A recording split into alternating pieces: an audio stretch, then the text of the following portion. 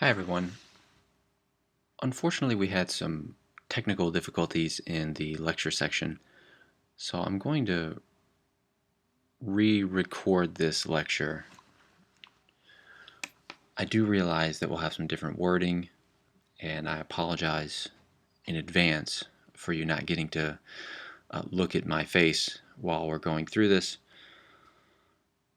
but we'll all just have to suffer through it together. This week we're going to be talking about the electrical activity that goes on in neurons. Today it's about the resting membrane potential. In other words, when the neuron isn't doing anything. And Thursday, or I suppose for you all Friday, we'll be talking about action potentials, what neurons do whenever they are actively communicating.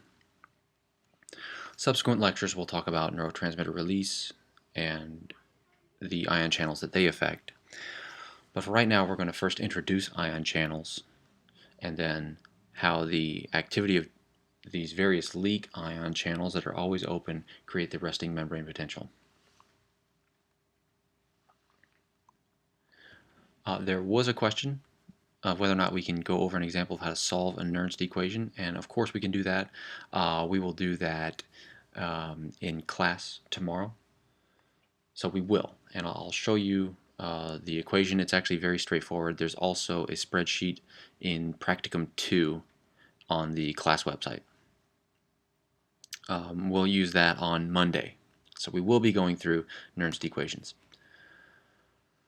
When we're talking about the movement of ions, it's all about ion channels.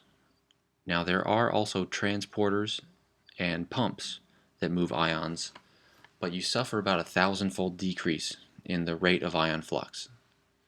So for every million ions that a channel will move, a transporter will move 1,000 and a pump will move about 1. So when we're considering ion movement, we should just think of channels. And ions will move across the membrane because every neuron or every cell has what we call a membrane potential, and that's just the charge at the membrane. And for your textbook neuron, it's going to be minus 70 millivolts. The reason for this has to do with the imbalance of ions on both sides of the membrane.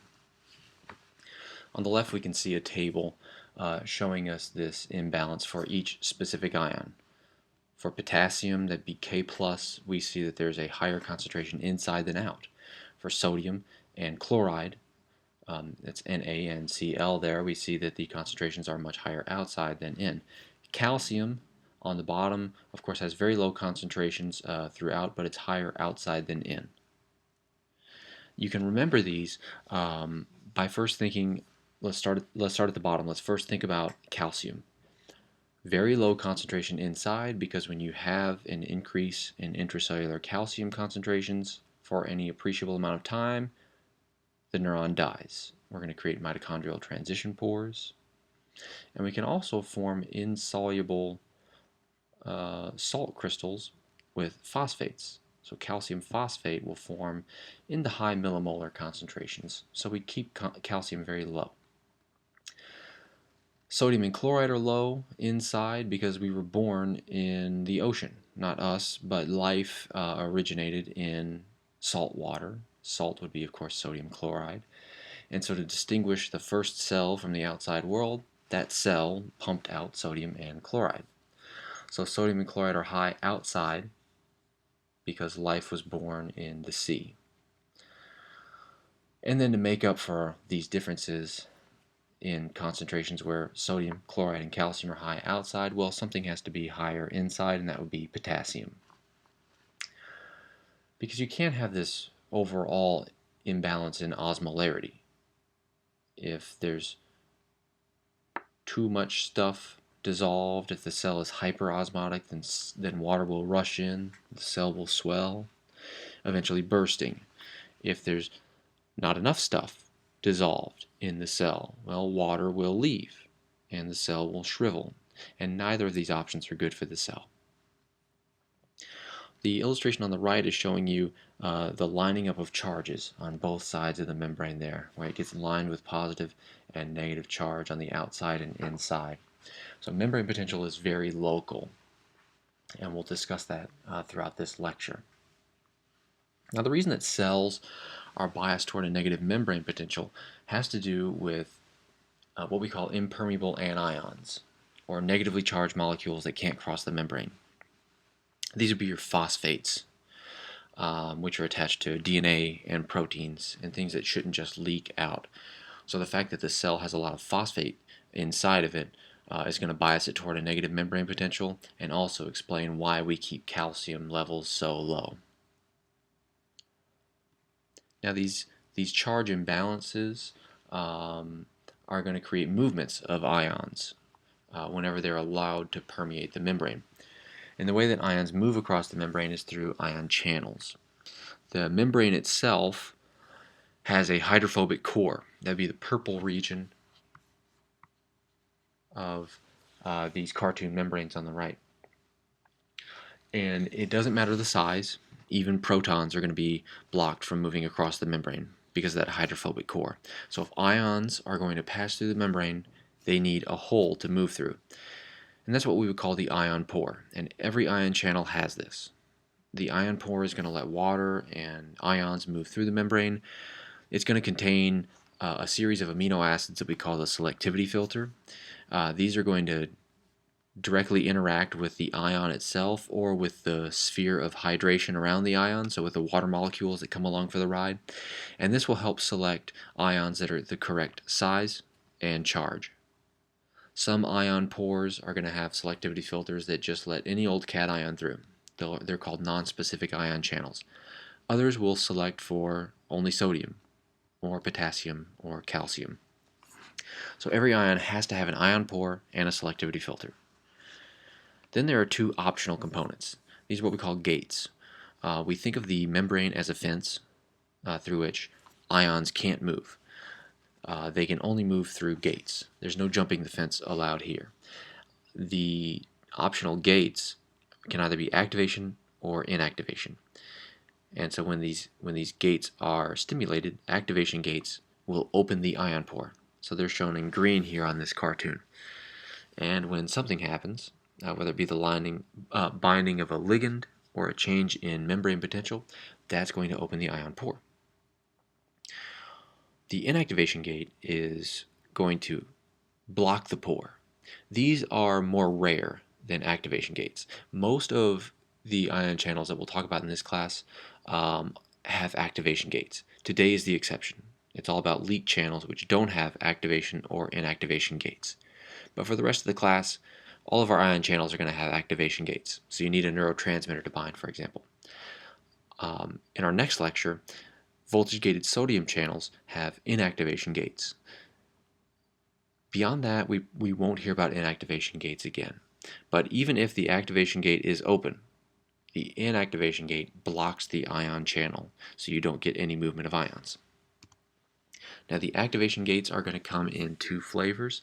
They can be ligand gated, where the binding of some small molecule, in this case a red ball, opens up the ion pore. So if you look at the top, that ligand gated ion channel, after the ligand binds, it's going to have its activation gate pull open the ion pore, and ions can move through the membrane. What we'll be talking about in the next lecture are voltage-gated ion channels that respond to a change in membrane potential. They will have charged amino acids in their activation gate that will rearrange after the membrane potential changes. So when the neuron is resting at a negative potential, this causes the positively charged amino acids to rest in a certain conformation. When the neuron depolarizes, they open up and ions can move through the membrane.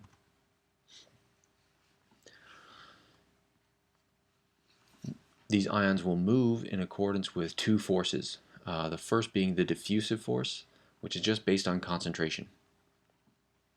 Random motion is going to bring ions from areas of high concentration to low concentration. So sodium and chloride will want to rush in, potassium will want to rush out of the cell based on the diffusive force. And we can see that summarized by the blue arrow in this illustration. The orange arrow would be the electrical force or the electromotive force. This is based on the ion's charge. The neuron has a negative membrane potential, so Sodium and potassium, which have positive charge, will be pulled into the cell, and chloride will be pushed out. Sometimes these forces agree, like in sodium. Sodium is going to be pushed in based on the diffusive force and the electromotive force. Potassium, on the other hand, has conflicting forces. It's going to be pulled in based on its charge, but pushed out based on its concentration. How do we know which one wins? Well, we'll get to that. First, I think it's important for us to appreciate that the diffusive force is going to be constant. It will never change. The only thing that will change is the electrical force. If everything is working properly, the diffusive force is constant. First, because ion flux is incredibly local. So let's look at this illustration. In part A, this is showing you the area where ions move near the membrane. So look at the bottom. This is a typical cell body. We're just turning it into a little circle here. And you can see the area of red surrounding its lipid bilayer. Of course you can't. I'm lying to you. You have to zoom in quite a bit to see that area of red, and that's what the top is showing you, a blow up of that lipid bilayer. Because it's only within a few nanometers that we have ion flux. But cells are in the size of microns. Part B is showing us the function of ion movement, shown on the y-axis, based on the distance from the membrane. So as you move away from the membrane, you no longer have 100% ion flux. Very few of those ions actually move across the membrane. By the time you reach about 4 nanometers away, you're at about 5% of those ions that actually escape the membrane or move into the cell. So ion flux is very local. So the overall concentration of ions is largely unaffected whenever we open ion channels. And in the long run, it remains unaffected because of pumps. Because we spend ATP to export that sodium that rushes in or bring back in the potassium that leaves the cell. And we spend a considerable amount of our ATP on this process. We spend about 1/5 of all of the neurons' ATP to maintain ionic imbalance. So it's not the diffusive force that changes. Instead, it's the electromotive force that's going to change as membrane potential changes. And remember, membrane potential is incredibly local, just within a few nanometers of the membrane. So let's consider what's happening on the right here when we open a sodium channel. So sodium at rest, when we're at minus 70 millivolts, sodium has consistent forces acting on it. The diffusive force pushes sodium in because the cell is negatively charged, and the electrical force, because there's a lot of sodium outside, that pushes sodium in, and the electrical force pushes sodium in because the cell has a negative charge. As sodium rushes in, this makes the membrane potential more positive. If we see what's happening at 0 millivolts, so after some sodium has rushed in, we lose our membrane potential. We're now at 0. The diffusive force is constant. That's still pushing sodium in, so we still get an influx of sodium. And the electrical force is now gone. The cell is neither attractive nor repulsive to sodium because there's no charge. As sodium continues to rush in, the cell adopts a positive membrane potential, and so the electrical force starts to push sodium out of the cell. And this continues until the membrane potential reaches what we call equilibrium potential or reversal potential.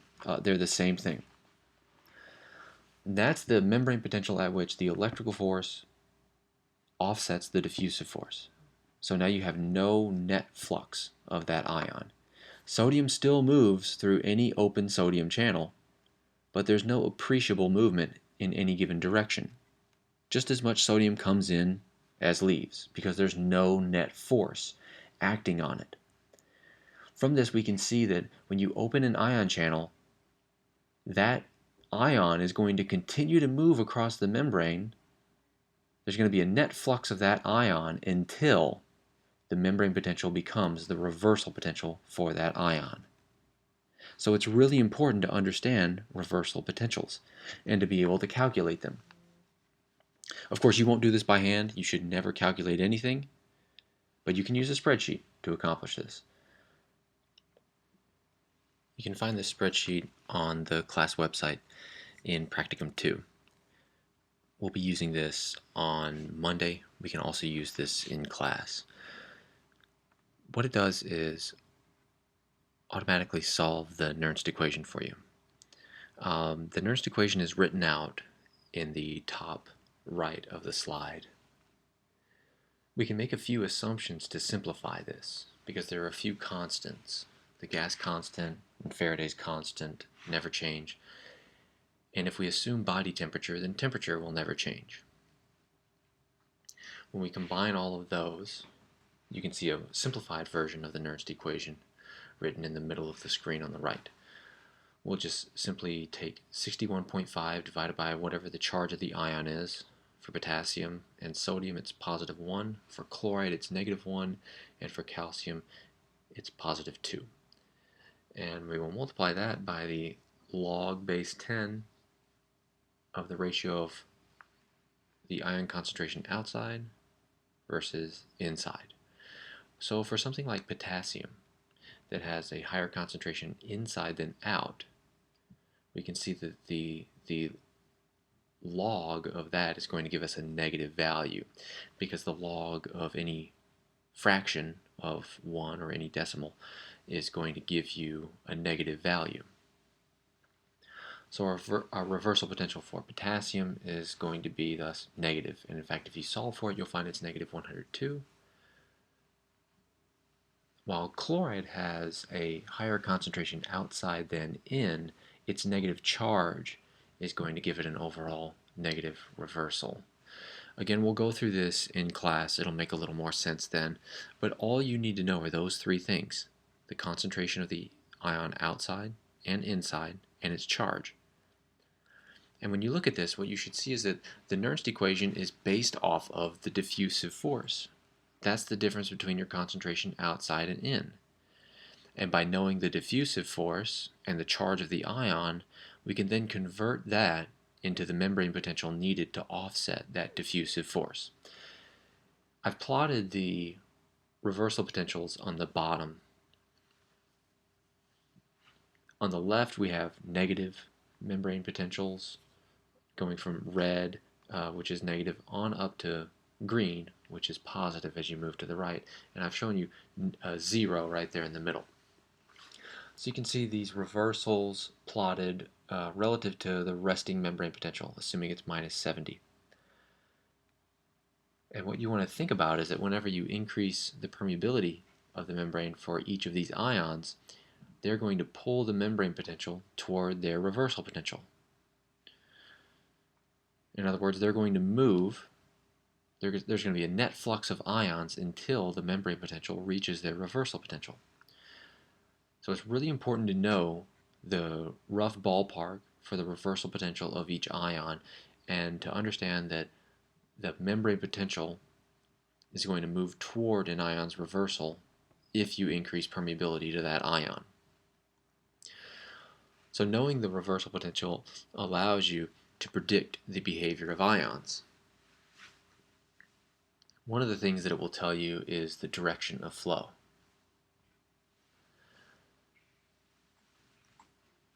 For example, an anion here is going to flow out of the cell if the reversal potential is more positive than the current membrane potential. So if you look on this plot here, the membrane potential is shown on the X, the movement of ions is shown on the Y. This is not the same thing as the current you would measure, but it is related. So if we look at the salmon colored dashed line there, that's the movement of an ion. And at the reversal potential, there's no net movement. It doesn't move inward, it doesn't move outward. If our membrane potential is more negative than reversal, that ion is going to flow out of the cell to bring the membrane potential to its reversal. If we are more positive than its reversal potential, the anion will flow into the cell to hyperpolarize the membrane potential and bring it toward its reversal. And the same thing is true for cations. That purple dashed line is showing you the IV the current potential relationship for sodium. So at sodium's reversal, no net flux of ions. When we're more negative than sodium's reversal, which the neuron almost always is, sodium flows into the cell to make the membrane potential more positive. So you should notice that as you move away from the ion's reversal potential, we're moving further away from that zero movement of ions. And so we're creating a larger movement of ions as the reversal potential becomes more different from the current membrane potential. And that difference is what we call the driving force. And the driving force is very much related to the net movement of ions. We're going to go back to Ohm's law here, V equals IR. The V that we're talking about is that potential difference, that driving force. So when we're at an ion's reversal potential, there is no driving force, and thus there is no net current. The further we are from that ion's reversal potential, the greater the current that we get. And this is why we get such robust calcium influx at presynaptic sites. Even though they're fairly depolarized, it's because calcium reverses at such positive potentials.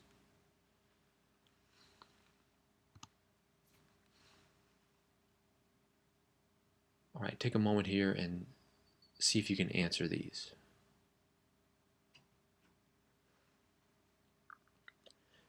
Okay, now that that moment's over, let's start at the top.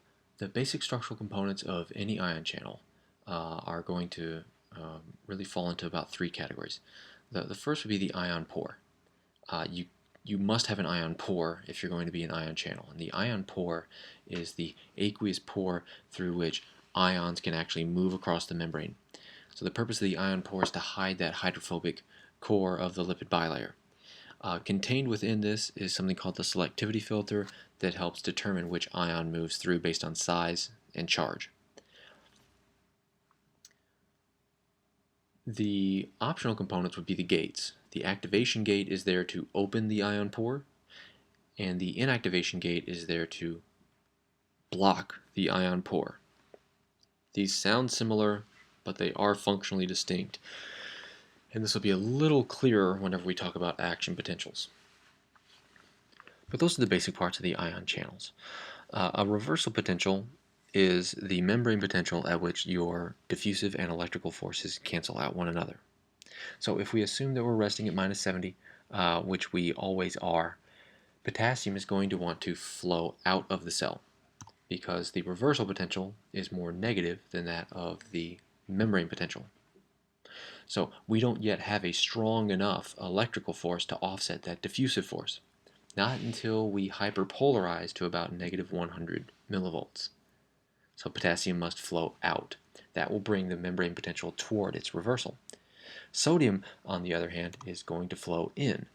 And that's because its reversal potential is positive 56. Only at positive 56 are we positive enough to repel that excess sodium that's outside the cell. Chloride will also flow in. That's because it reverses at negative 76 rather than negative 70. So in order to offset the diffusive force, we need to be a little more negative than we already are. Chloride will flow in until the membrane reaches its reversal. The same thing is true for calcium. It's going to flow in until the membrane potential reaches its reversal.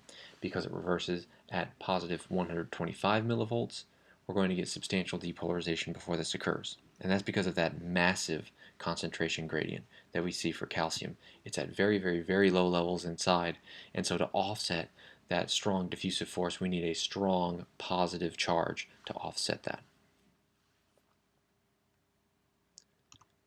Okay, moving on. The resting membrane potential is going to be determined by all of the passive ion conductances. So that would be mostly the leak channels. Pumps are important for establishing the resting membrane potential, but the instantaneous membrane potential is based on which leak channels are there in the cell. All neurons have leak channels. Some have a different composition than others, giving them different resting membrane potentials. But we need to think about leak channels when we're talking about resting membrane potential, because when we're resting, we're not doing anything. We don't have neurotransmitter input. We're not firing action potentials. So the activation gates on any gated ion channel will remain closed. The only ion pores that are open are those that aren't gated. So these have to be the leak channels. And these vary from cell to cell. You can calculate the resting membrane potential using the Goldman-HODGKIN-KATZ equation, which looks more complicated than it really is. This is just a weighted average of three Nernst equations. You can see we took the Nernst equation for potassium, sodium, and chloride and just put them all together. To account for the difference in charge, chloride's positions got flipped, so that inside is in the numerator and outside is in the denominator. That's going to flip the sign of what we get from any log. So that accounts for the difference in charge. But that's all this is. This is a weighted average. We're going to take the reversal potential for each of those three ions, and we're going to calculate a weighted average based on the permeability of the membrane for each of these. At rest, we're most permeable to potassium, so we assign that the value of 1, and everything else is a fraction of that. So we're only about 4% as permeable to sodium as we are potassium, and we're about 45% as permeable to chloride as we are potassium. So the predominant leak is potassium, and this is why changes in potassium concentration outside the cell can have big impacts on the membrane potential.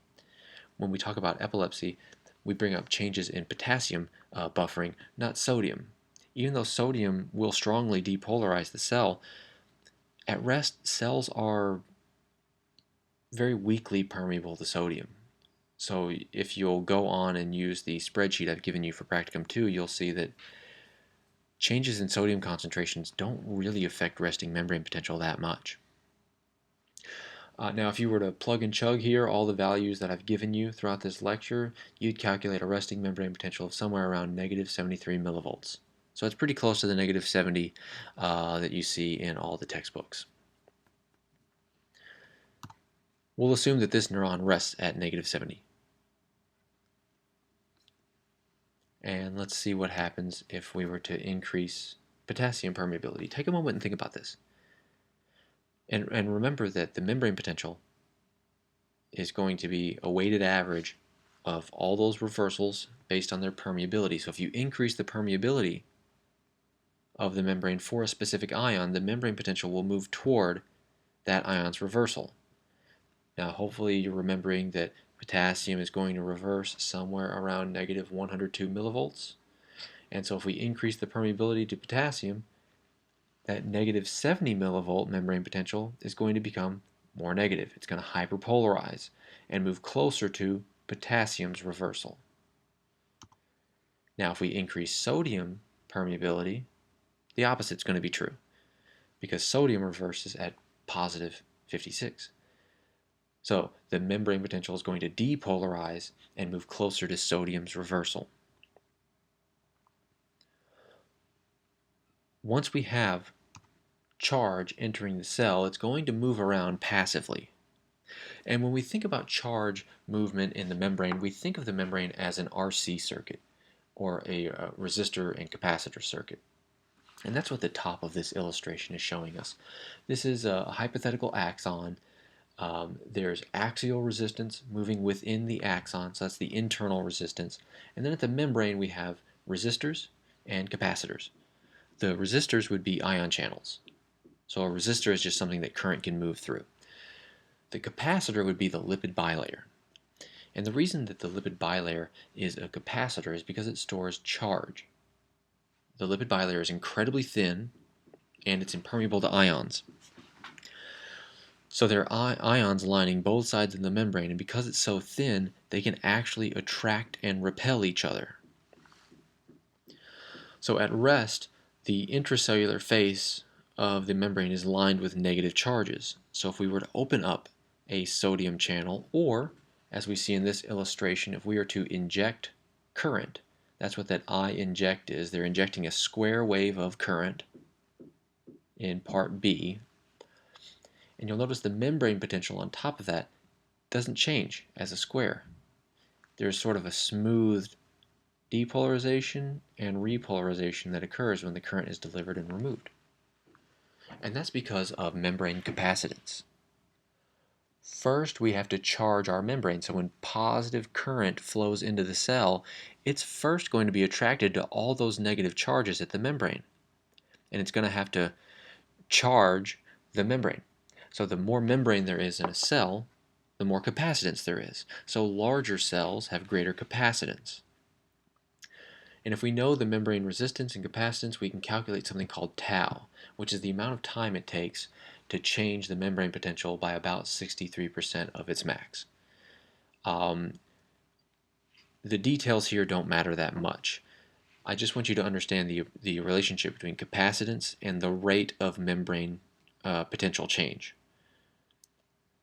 If you have more membrane, you have a larger capacitor, you have to put more charge there to actually charge your capacitor. So you're going to have slower rates of membrane potential change. Smaller neurons, which have less capacitance, are going to have more rapid changes in membrane potential. You can also decrease the membrane capacitance through myelination, and this is why we get such rapid propagation of action potentials.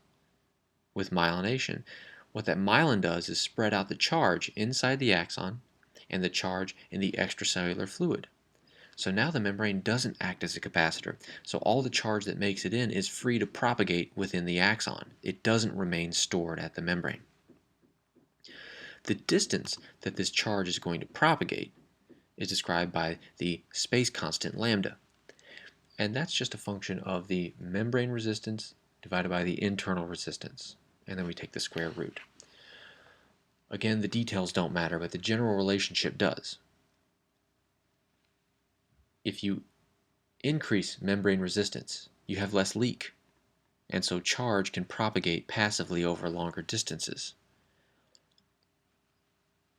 If you decrease the membrane resistance and your membrane is leakier, then that charge will dissipate. It's going to flow out of leak channels and it won't travel as far. So the ability of charge to propagate passively within a neuron is going to be based on the membrane and internal resistance. You don't need to do any calculations in terms of figuring out how far a charge can propagate passively, but you should appreciate that by making the membrane leakier, a neuron can be less sensitive to synaptic input. And sometimes neurons will do this. If they run out of ATP, then they'll open up ATP-gated potassium channels and become leakier. And because they're leaky, they're less excitable. They're going to tend to hang out around rest, so they don't fire action potentials that are going to require more ATP in order to reestablish that resting membrane potential. So these values do change over time within the same neuron. All right. Go ahead, pause this, take a moment, and try to answer these before moving ahead. Okay, let's work through these. The membrane is going to be permeable to a variety of ions at rest. The three major players are going to be potassium, sodium, and chloride. We're most permeable to potassium, so we'll call that 1, but we could just as easily call it 100. That's fine, but we'll call it 1. What matters here is the ratio between these values, not the actual values. So if potassium is 1, then we'd have to set sodium to 0.04, just 4% as permeable. So fairly low sodium permeability at rest. This is going to change dramatically in the next lecture. And then chloride is about 45%. If you put it close to 50, that's pretty good. The leak channels are ungated ion channels. They don't have an activation gate that needs a ligand to bind. They don't need to be depolarized to open up. They're always open. And that's what allows them to establish resting membrane potential. In the absence of any input or activity, leak channels are going to let ions move through. If we assume that the membrane potential is minus 70 millivolts, then increasing permeability to potassium is going to hyperpolarize the membrane potential. because potassium's reversal is more negative than the current membrane potential. Increasing sodium permeability is going to depolarize. Increasing chloride permeability is going to hyperpolarize, and increasing calcium permeability will depolarize. Now these two neurons on the bottom you can see have different amounts of membrane on them. Neuron 2 is a little bit bigger and has more membrane. In other words, it has more capacitance. So it's going to have a slower rate of change for its membrane potential over time. It's going to have a greater tau, meaning that it's less responsive to more high frequency input. So the currents that pass across its membrane are going to more slowly change the membrane potential. That's it for this lecture. We're going to pick up from here and talk about the active conductances in lecture 4.